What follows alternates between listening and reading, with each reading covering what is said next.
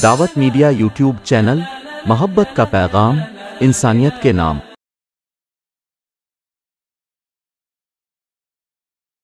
बिस्मिल्लाहिर्रहमानिर्रहीम। मोहतरम अज़ीज़ साथियों, आज का हमारा ये इजलास आम बउन्वान इस्लाह माशरा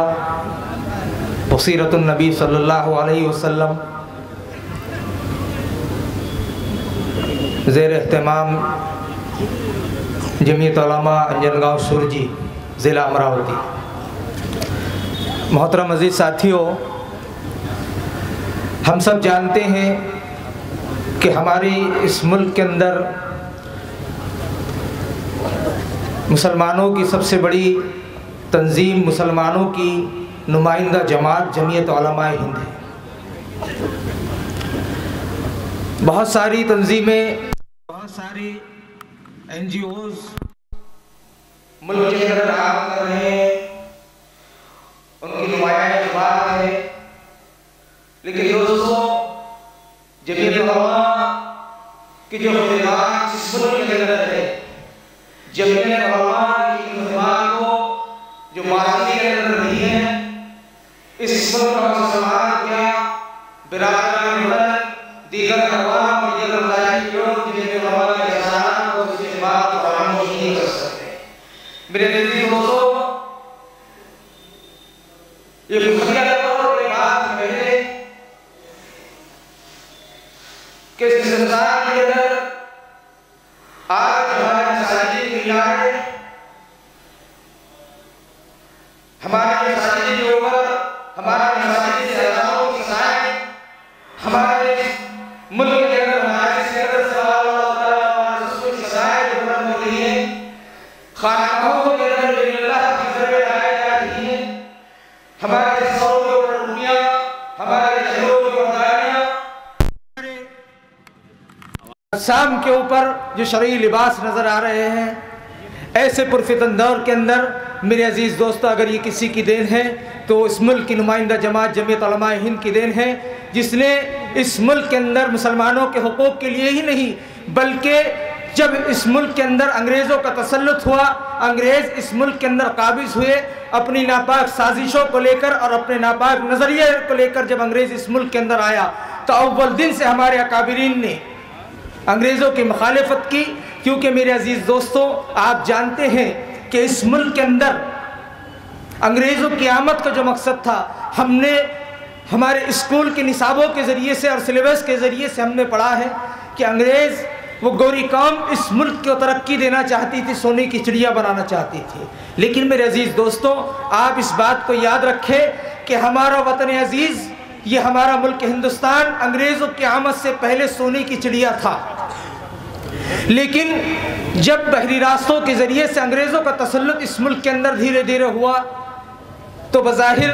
तो उनके इरादे और बज़ाहिर उनकी सोच तो ये थी कि इस मुल्क को तरक्की देना है। इस मुल्क के जो बड़े बड़े सनाती कारखाने और इस मुल्क के अंदर रेलवे लाइनें, और इस मुल्क को जो है आसमानों और पूरे दुनिया के कोने कोने तक के इस मुल्क की जो है इस मुल्क के फ़वाइद को इस मुल्क को पहुँचाना है। लेकिन मेरे अजीज़ दोस्तों, आप पसे पर्दा जो अंग्रेज़ की नीयत थी और जो उसके दिल के अंदर जो बात थी कि इस मुल्क के अंदर जो दीनी हमीयत और दीनी गैरत यहाँ के बसने वालों के अंदर जो थी, गंगा जमनी तहजीब जो दीगर मज़ाहिब के मानने वालों के अंदर थी, जो भाईचारा यहाँ के इस मुल्क के बसने वालों के दिलों के अंदर था, उस भाईचारे को और उस गंगा जमनी तहजीब को और मुसलमानों के अंदर से उस दीनी हमीयत को और दीनी गैरत को ख़त्म करना था। बहरकैफ मेरे अजीज़ दोस्तों, वक्त गुजर गया, अंग्रेज़ों का तसल्लुत हो गया, तो हम उस तारीख़ को याद रखें। वो तारीख़ भी हमारे जहन नशीन होनी चाहिए कि हमने जो तारीख़ पढ़ी है, वो तारीख़ क्या कहती है कि इस मुल्क की आज़ादी के अंदर बहुत से लोगों का किरदार है। लेकिन मेरे अजीज़ दोस्तों, इस मुल्क की आज़ादी के लिए ये हम फ़ख्रिया तौर पर इस बात को कहते हैं और फ़ख्र से हमारा सीना चौड़ा हो जाता है कि इस मुल्क की आज़ादी के लिए आज़ादी हिंद के लिए जितना हमारे अकाबिरीन ने और अकाबिरीन जमीयत ने इस मुल्क की आज़ादी के लिए अपना खून बहाया है, किसी ने इस मुल्क की आज़ादी के लिए अपना पसीना तक के नहीं बहाया। ये हमारी इस मुल्क की तारीख़ है। अंग्रेज़ों का तसल्लुत हुआ, मुल्क ग़ुलाम हो गया, जगह जगह अंग्रेज़ों ने अपनी अदालतें, अपने गवर्नर, सारी चीज़ें अपने कंट्रोल के अंदर ले ली। ईस्ट इंडिया कंपनी के मातहती के अंदर मुल्क चला गया। लेकिन मेरे अजीज़ दोस्तों, दूसरी तरफ हमारे अकाबिरीन, हमारे अल्लाह वाले इस फिक्र के अंदर थे कि कैसे इस मुल्क को आज़ाद कराया जाए, क्योंकि आज़ादी का मकसद हमारे अकाबिरीन के सामने ये नहीं था कि मुल्क के वज़ीर आज़म बनेंगे, मुल्क के सदर जमहूरी आमिर बनेंगे, कि मुल्क की काबीना के अंदर हमें जगह मिलेगी। ये कतई मकसद नहीं था। हमारे अकाबिरीन का इस मुल्क की आज़ादी को, जंग आज़ादी को लड़ने का मकसद सिर्फ और सिर्फ ये था क्योंकि अंग्रेज़ की नीयत थी कि इस मुल्क के बसने वालों के अंदर से दीनी हमीयत और दीनी गैरत को ख़त्म करना, ये उसका मकसद था, ये उसकी सोच थी, ये उसका इरादा था। लेकिन हमारे अकाबिरीन, हमारे अल्लाह वाले, हमारे उलमा इकराम उसकी इस नापाक साजिश को भांप चुके थे, चिजाए कि दूसरे लोग उसकी साजिश को ना भांप सके। इसीलिए उन्होंने सारी तरकीबें और सारा सिस्टम तैयार किया कि कैसे इस हिंदुस्तान को इस जालिम अंग्रेज के चंबल से छुड़ाया जाए। तो यकजा हमारे सारे अकाबिरीन जमा हुए, ये फैसला लिया गया कि अब अंग्रेज पूरी तरीके से मुल्क के ऊपर काबिज हो चुका है, जुल्म बर्बरियत के पहाड़ तोड़े जा रहे हैं, मदारिस को निशाना बनाया जा रहा है, खानकाहों को निशाना बनाया जा रहा है, मजहबी इबादत गाहों को निशाना बनाया जा रहा है। तो सारे सर जोड़ कर बैठे और एक फैसला लिया गया कि अब जो है अंग्रेज के मुकाबले में आना हमारे लिए फ़र्ज हो चुका है। तो मेरे अजीज़ दोस्तों, उस वक्त से अंग्रेज़ के मुकाबले में हमारे अकाबिरीन लड़ते रहे। लेकिन दोस्तों, जो खातिर खा कामयाबी और अंग्रेज़ के ख़िलाफ़ एक मुनज़्ज़म प्लेटफॉर्म की ज़रूरत थी, वो प्लेटफॉर्म कि पूरे मुल्क के अंदर जिसके झंडे के तले और जिसके बैनर और जिसके परचम के तले जंग आज़ादी लड़नी चाहिए, ऐसा कोई प्लेटफॉर्म हमारे सामने नहीं था। हमारे अकाबिरीन के सामने अलग अलग अपने खित्तों के अंदर और अपने अपने इलाकों के अंदर अंग्रेज़ों का मुकाबला कर रहे थे। फिर मेरे अजीज़ दोस्तों, सारे अकाबिरीन यकजा बैठे कि कोई ऐसा मजबूत प्लेटफॉर्म होना चाहिए कि जिसके मुकम्मल तौर पर, जिस प्लेटफॉर्म के ज़रिए से और जिस बैनर के ज़रिए से और जिस परचम के ज़रिए से मुकम्मल मुल्क की आज़ादी की बात की जाए, मुकम्मल ईस्ट इंडिया कंपनी के खुरूज की बात की जाए। तो मेरे अजीज़ दोस्तों, वो दिन आया कि 1919 के अंदर सारे अकाबिरीन सर जोड़ कर बैठे और जिस परचम के तले और जिस बैनर के तले हम और आप बैठे हैं, ये तंजीम जमीयत उलमा हिंद अमल के अंदर आई 1919 के अंदर। फिर 1919 के अंदर मेरे अजीज़ दोस्तों, जमीयत उलमा हिंद के परचम तले यह कारवां चलता गया कि जिसने पूरी ताकत के साथ में और पूरी मजबूती के साथ में अंग्रेज़ों के खुरूज का और अंग्रेज़ के मुकाबले का एक जो है मजबूत लाहे अमल तैयार किया गया। और ऐसा लाहे अमल तैयार किया गया इस परचम के तले कि फिर सन 1947 के अंदर इस मुल्क ने आज़ादी की सांस ली और सन 1947 के अंदर जमीयत उलमा के ज़रिए से इस मुल्क के अंदर आज़ादी का सूरज तुलू हुआ, इस तंजीम के तले मेरे अजीज़ दोस्तों। इसीलिए मैंने आपको कहा कि इस तंजीम के एहसानात को, इसकी खिदमात को मुल्क का मुसलमान तो क्या, बिरादरान वतन, दीगर मज़ाहिब के मानने वाले लोग भी जमीयत उलमा के एहसानात को फरामोश नहीं कर सकते। वो एहसान इस मुल्क के ऊपर किया, इस मुल्क के अंदर बसने वालों के ऊपर किया कि मजबूत लाहे अमल किया, तैयार किया। जैसे मेरे अजीज़ दोस्तों, आप देखिए कि 1919 के अंदर जमीयत उलमा कायम हो गई। फिर एक वक्त ऐसा आया कि लीडर चुनने की ज़रूरत आई। मेरे अजीज़ दोस्तों, आप क्या हमसे हमारे जमहूरियत का सबूत मांगते हो? हमारी जमहूरियत का सबूत तो ये है, हमारे सेकुलर होने का सबूत तो ये है कि जिस वक्त में सारे अकाबिरीन सर जोड़ कर बैठे तो ये तय करना था कि जमीयत उलमा के परचम तले जो जंग आज़ादी लड़ी जाएगी, जिस परचम के तले हमें आज़ादी लड़ना, आज़ादी की जंग को लड़ना है, उसका कायद कौन हो, उसका लीडर कौन हो। तो हम मेरे अजीज दोस्तों इस मुल्क के फिरका परस्तों से और इस मुल्क की फासी ताकतों से ये कहना चाहते हैं कि ये है हमारे मुल्क से मोहब्बत और इस वतन से हमारा कुर्ब और मोहब्बत का आलम। सारे किसी ये राय है कि वो ये फला इस जंग आज़ाद मौलाना अबुल कलाम आज़ाद जंग आज़ादी के लीडर होंगे, कि फला साहब जंग आज़ादी के लीडर होंगे। मुत्तफ़क़ा तौर पर यह फैसला किया गया कि हम इस आज़ादी की क़यादत जंग के इस काफ़िले का कायद और काफ़िले का लीडर हम मिस्टर गांधी को बनाते हैं। उसी मजलिस के अंदर ये फैसला लिया गया और मुत्तफ़क़ा तौर पर यह राय दी गई और ये फैसला ले लिया गया कि जमीयत उलमा के परचम तले जो इस मुल्क की आज़ादी लड़ी जाएगी वो महात्मा गांधी की, मिस्टर गांधी की क़यादत के अंदर इस मुल्क की जंग आज़ादी को लड़ा जाएगा। सारे उलमा की जमात थी, सारे अकाबिर थे, उलमा थे, लेकिन आज़ादी का जमीयत ने कायद किसको बनाया? और उस वक्त के अंदर मेरे अजीज दोस्तों अपने फंड से जमीयत उलमा हिंद ने मिस्टर महात्मा गांधी को और उसी मजलिस से पूरी दुनिया के अंदर ये पैगाम दिया। उस वक्त में सिर्फ जब उससे पहले गांधी सिर्फ मिस्टर गांधी कहलाते थे, प्रेमचंद गांधी कहलाते थे। हज़रत शेखुल हिंद ने अपनी टोपी को उतारा और मिस्टर गांधी के सर के ऊपर रखा और कहा कि आज से आप महात्मा हैं, हम आपको महात्मा का लक़ब देते हैं। ये वही दौर था कि वहाँ से आपको उस मजलिस से जो खिलाफत हाउस बम्बई के अंदर जो मीटिंग हुई थी, जो इजलास जो मुनाकिद किया गया था, उस वक्त से मिस्टर गांधी को महात्मा का खिताब हमारे अकाबिरीन देवबंद ने दिया, अकाबिरीन जमीयत ने दिया। और उस वक्त अपने फंड से जमीयत उलमा ने 1 लाख रुपए उस वक्त के अंदर महात्मा गांधी को अपने फंड से दिया कि आप पूरे मुल्क का दौरा कीजिए और आप इस जंग आज़ादी की शमा को और इस काफिले को आप जिला बख्शिए। तो मेरे अजीज दोस्तों ये हमारे जंग आज़ादी की हमारे कुर्बानियाँ हैं जमीयत उलमा हिंद। दूसरी तरफ मेरे अजीज दोस्तों एक तरफ जब अकाबिरीन जमीयत ने और जमीयत उलमा हिंद ने पूरी जंग जद्दोजहद के साथ में और पूरी क़ुव्वत के साथ इस मेहनत को शुरू किया, इस काफिले को आगे बढ़ाया। जब मेरे अजीज दोस्तों मुल्क आज़ादी के करीब करीब हुआ, चंद महीने इस मुल्क की आज़ादी के लिए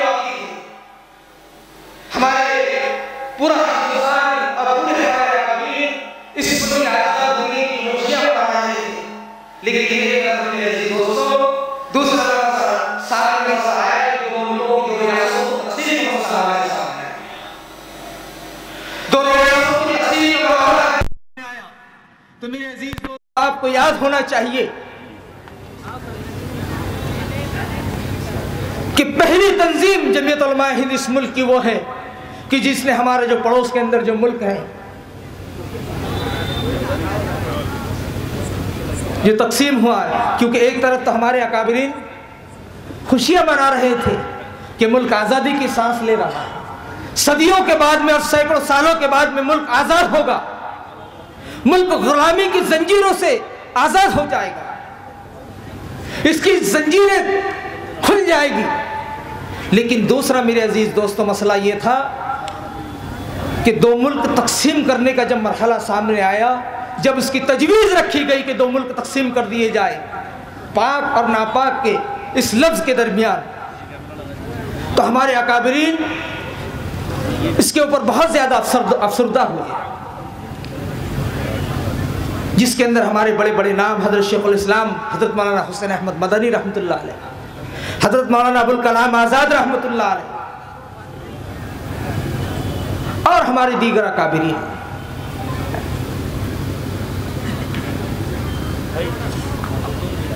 जब 2 मुल्क तकसीम करने की करारदाद उसकी तजवीज़ पेश कर दी गई, ये फैसला कर लिया गया कि 2 मुल्क तकसीम कर दिए जाए, तो उस वक्त में मेरे अजीज दोस्तों हमारे अकाबिरीन ने कि जो हमें ताना देते हैं इस मुल्क के अंदर कि आप कहीं और चले जाइए, लेकिन मेरे अजीज दोस्तों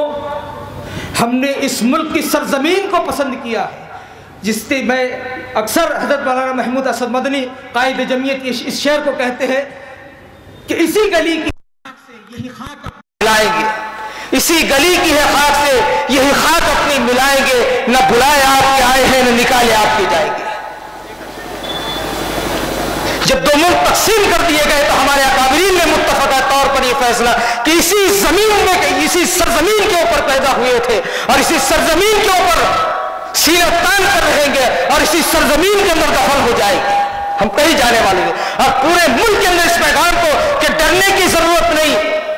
खौफ ज़दा होने की जरूरत नहीं है।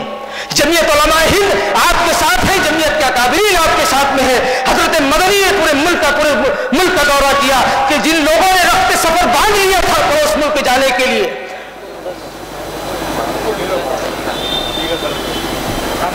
कि अब ट्रेन आएगी और चले जाएगी, लेकिन मेरे अजीज दोस्तों कुर्बान जाइए हजरत मौलाना हुसैन अहमद मदनी रहमतुल्लाह अलैह पर शौल इस्लाम के ऊपर, कि वो जलीलुल कद्र मुहद्दिस जो मस्जिद नबवी के अंदर जिसने रोज़े रसूल के पास में बैठकर 16 साल तक के जो है दर्स हदीस दिया हो, जब वो इस मुल्क का दौरा करता है कि आप पड़ोस मुल्क मत जाइए, आप इसी मुल्क के अंदर रहिए, आप यही रहिए, आप यही रहिए। तो मेरे अजीज दोस्तों हमारे उन अकाबिरीन की गाड़ियों के ऊपर शराब फेंकी गई, हजरत मदनी को पैरों की पगड़ी को पैरों के अंदर रौंदा गया। मौलाना अबुल कलाम आजाद रहमतुल्लाह अलैह दिल्ली की शाहजहानी मस्जिद के ऊपर खड़ा होता है मर्द मुजाहिद और यह ऐलान करता है कि कहां जा रहे हो, किस मुल्क को छोड़कर जा रहे हो। ये दिल्ली की शाहजहानी मस्जिद, ये कुतुब मीनार, ये ताजमहल तुमसे सवाल कर रहा है, ये हिंदुस्तान के मदारिस, ये हिंदुस्तान के इदारे तुमसे सवाल कर रहे हैं कि जब छोड़कर जाना था तो बनाया क्यों था। समझा रहे हैं जाने वाले को, ये है हमारे अकाबिरीन जमीयत की और जमीयत उलमा हिंद इस मुल्क के अंदर कुर्बानियां। तो उसकी पादाश के अंदर हजरत मौलाना अबुल कलाम आजाद की अहलिया का इंतकाल हुआ। हजरत मौलाना अबुल कलाम आजाद की अहलिया के जनाजे के ऊपर लाठियां बरसाई गई। ये कुर्बानियां दी है मेरे अजीज दोस्तों जमीयत उलमा हिंद ने इस मुल्क की आजादी के लिए और इस मुल्क के मुसलमान। इसीलिए मैंने आपको कहा कि आज इस मुल्क के अंदर जिस फख्र के साथ मस्जिद के ऊपर मीनारे लहलहा रहे हैं, जो अज़ानों की सदाएं बुलंद हो रही है, जो हमारे मदारिस के अंदर काल अल्लाह ताला काल रसूल की सदाएं बुलंद हो रही है, जो खानकाहों के अंदर इल्लल्लाह की ज़रबे लगाई जा रही है, अगर किसी तंजीम का इस मुल्क के अंदर सबका है तो मेरे अजीज दोस्तों फख्र के तौर पर इस बात को कहते हैं कि उस मुल्क की तंजीम जमीयत उलमा हिंद है। फिर मेरे अजीज दोस्तों मुल्क आज़ाद हो गया, सारे मरहले जब दो मुल्क तकसीम कर दिए गए, सारी चीज़ें हो गई, लोग इधर उधर हो गए, जो फिर मुल्क के अंदर हालात थे। तो मेरे अजीज दोस्तों कई साल तो जमीयत उलमा को इस मुल्क के अंदर जो दीगर अक़वाम के जुल्म बर्बरियत का जो लोग निशाना बने थे गलत फहमियों के अंदर, तो कई साल तो मेरे अजीज दोस्तों जमीयत उलमा को उन लोगों को दिलासा देने के अंदर और उनके छतों के इंतज़ाम करने के अंदर, उनके साए के इंतज़ाम करने के अंदर, फिर मेरे अजीज दोस्तों जमीयत उलमा की वो अपनी पॉलिसी, अपनी आइडियोलॉजी थी कि मुल्क आज़ाद कराना, मुल्क आज़ाद हो गया। हमारे अकाबरीन ने इसी सरजमीन के ऊपर रहने का फैसला कर लिया। तो मुख्तसर मेरे अजीज दोस्तों फिर जमीयत उलमा ने अपनी आइडियोलॉजी को इस मुल्क के अंदर तब्दील किया। मुल्क की आज़ादी के बाद में सारे मसाइल हम देख रहे हैं, सारी चीज़ें हमारे साथ में हैं। तो किस तरीके से आज जमीयत उलमा मुसलमानों के हर मसले को, मुसलमानों के ऊपर आने वाले हमले को किस तरीके से अपने हिकमत के साथ में और अपनी दूरअंदेशी के साथ में जमीयत उलमा इस मामले को फेस कर रही है। बहुत सारे मसाइल, चाहे इस मुल्क के अंदर नौजवान बेकसूरों की गिरफ्तारियों का मामला हो, चाहे शहरियत के मामले हो, चाहे तहफ़्फ़ुज़ औक़ाफ़ के तहफ़्फ़ुज़ का मामला हो, फसादात के अंदर, सैलाबात के अंदर, आसमानी आफात के अंदर मुसलमानों की, और इसी तरीके से दीगर अक़वाम की बाज़ आबादकारी का जो मामला हो, हर सारी चीज़ें हमारे सामने हैं। तो ये मुख्तसर मेरे अजीज़ दोस्तों जमीयत उलमा हिंद का तारुफ मैंने आपके सामने पेश किया और बहुत दावत मीडिया यूट्यूब चैनल मोहब्बत का पैगाम इंसानियत के नाम।